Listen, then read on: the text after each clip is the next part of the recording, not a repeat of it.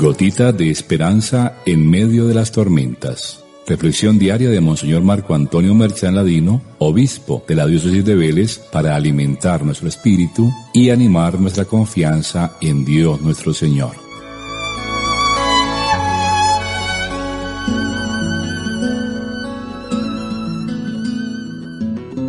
Muy buenos días para todos. Hoy 30 de diciembre celebramos la fiesta de la Sagrada Familia y vemos algo interesante, y es que de la misma manera que el José del Antiguo Testamento, el hijo de Jacob, hermano de los 12 que conformarían después las tribus de Israel, era un soñador y salvó a su familia llevándosela a Egipto, San José, el esposo de María y patrono de la Iglesia, también era soñador y en la profundidad de sus sueños descubre la voluntad de Dios. Dios se la revela y su orden perentoria de salvar a su familia escondiéndolo en Egipto para volver luego a la tierra prometida. Herodes tenía planes macabros contra el niño, de manera que San José y la Virgen actúan con mucha rapidez. No hay tiempo que perder, pues la vida del niño peligra. Así ellos convierten la familia en el santuario en donde se protege y se defiende la vida. Solamente una persona muy ejercitada en la búsqueda de la voluntad de Dios en su vida puede llevar a la práctica una orden como la que aquí recibe José. Levántate. La palabra de Dios es la que se encarga de levantar al ser humano de su muerte, de su sueño. En José, su respuesta no son palabras, sino acciones de cumplimiento. Él pone su vida al servicio de la palabra, entendida desde dos puntos de vista, aquella que se escucha y aquella que se ha hecho carne en el niño Jesús. Así como el otro José fue a Egipto por envidia de sus hermanos, así el rey de los judíos que acaba de nacer es perseguido por envidia del rey de Judea. Herodes, que representa al faraón, al demonio de siempre que persigue al ser humano para quitarle la vida que Jesús vino a donarnos.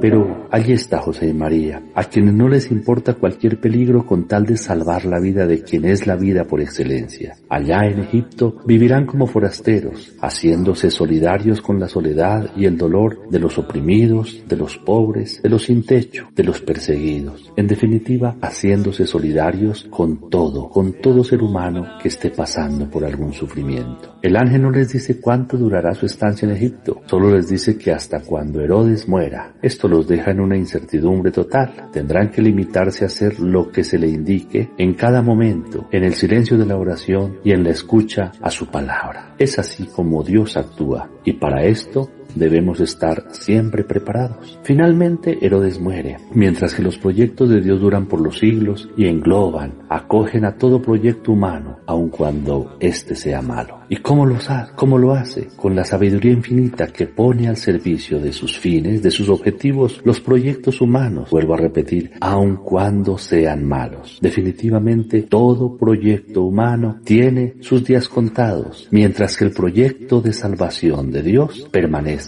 por los siglos. Por tercera vez el ángel habla en sueños a José. Una vez más le pide levantarse, tomar al niño y a su madre y volver a su tierra. Al no saber el tiempo transcurrido entre la matanza de los niños de Belén y la muerte de Herodes, no podemos precisar cuánto tiempo duró la estancia en Egipto de la Sagrada Familia. Se supone que al menos fue un año. Herodes, al final, nombró en su testamento a su hijo Arquelao como heredero al trono de Judea con el título de rey, aunque el César solamente le concedió no el título de rey, sino el de etnarca, es decir, un cargo político con poder sobre una etnia. Desde el comienzo de su gobierno, Arquelao mostró una gran crueldad, por lo que 9 años después fue depuesto y desterrado por Augusto a causa de sus continuas violencias y a petición de sus súbditos, que ya no se lo aguantaban, pasando Judea a ser provincia romana dirigida por un gobernador.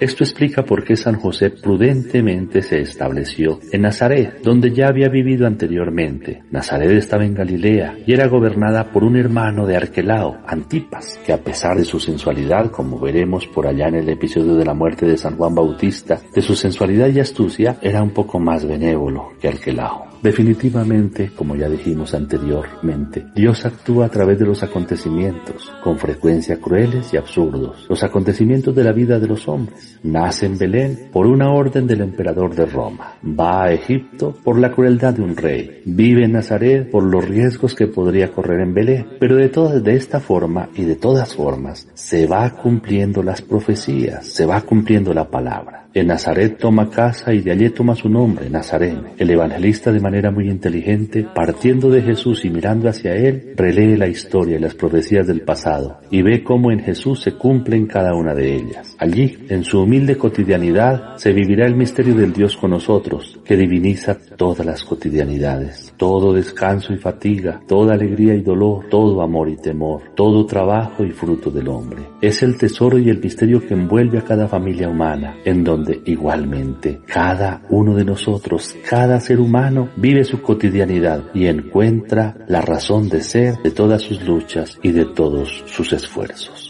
Demos gracias a Dios en este día por nuestras familias, a veces con dificultades, con problemas, con motivos incluso hasta para pelear, pero siempre necesarias y deseosas de apoyo de parte de toda la humanidad. Convirtámonos nosotros en defensores de la familia. Apoyemos cada iniciativa que se haga en favor de la familia y de los valores que allí se siembran, que definitivamente son los valores del reino de Dios. Recibamos la bendición del Señor esté con ustedes y la bendición de Dios Todopoderoso, Padre, Hijo y Espíritu Santo, descienda sobre ustedes y los acompañe siempre. Amén. Y así siguió arrullando María a Jesús, acunando en sus brazos a Dios. Y José, conmovido también, se asombra de poder formar la familia sagrada con él.